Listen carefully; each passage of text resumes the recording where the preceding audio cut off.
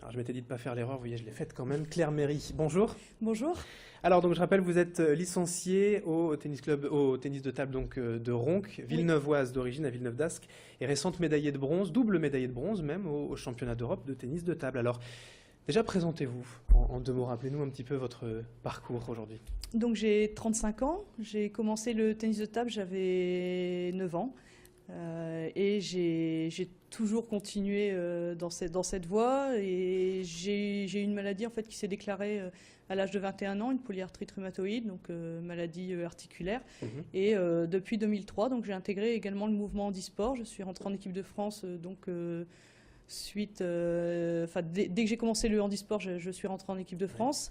J'ai participé donc à ma première compétition à Athènes pour les Jeux paralympiques. Et donc depuis tous les ans, je participe soit au championnat du monde, championnat d'Europe ou aux Jeux paralympiques. Avec un palmarès qui commence à s'étoffer tout récemment, donc c'est le double médaillé de bronze, mais il y en a eu d'autres des médailles avant.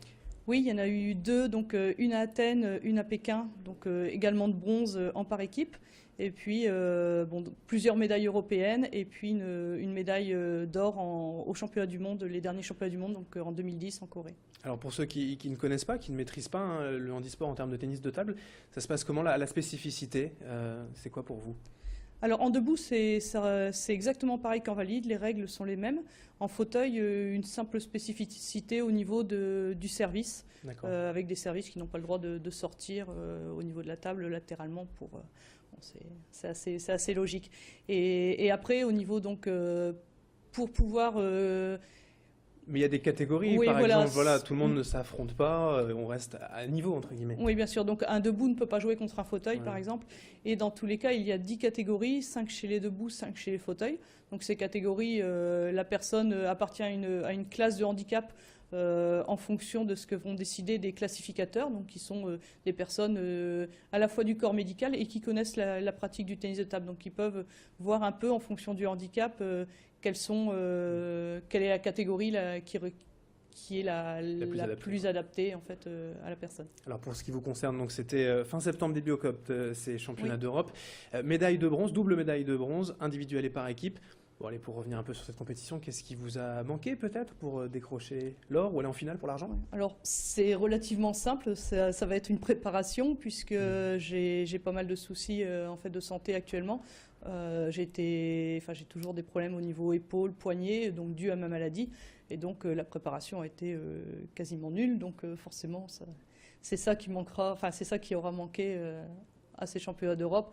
C'est pour ça que je suis forcément satisfaite de faire une médaille de bronze quand même, parce que c'était difficile et je suis vraiment allée chercher au mental, parce que bon, physiquement c'était compliqué. Et un titre pour les prochaines échéances internationales, ça dépendra aussi toujours forcément de votre forme avant la compétition. Oui, bien sûr. Là, en période inflammatoire, c'est compliqué de faire quelque chose. Et c'est surtout compliqué dans la préparation, pas de possibilité de s'entraîner beaucoup, donc c'est absolument impossible. Par contre, en période où je vais mieux, j'arrive à davantage faire en sorte d'oublier un peu la maladie et le handicap et pouvoir m'entraîner vraiment sérieusement. Les hasards du calendrier, hein, malheureusement, donc voilà. Pour vous. Vous serez également prochainement présidente du comité départemental handisport. C'est ça, des responsabilités aussi pour vous dans le handisport, c'est important?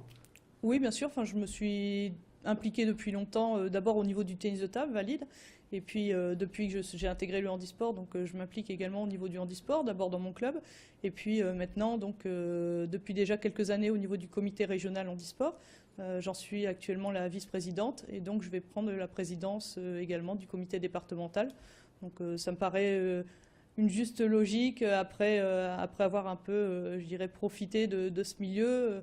D'avoir pu vivre des choses quand même exceptionnelles grâce au handisport, à mon tour, je dirais d'apporter quelque chose et d'essayer de faire en sorte de développer cette pratique.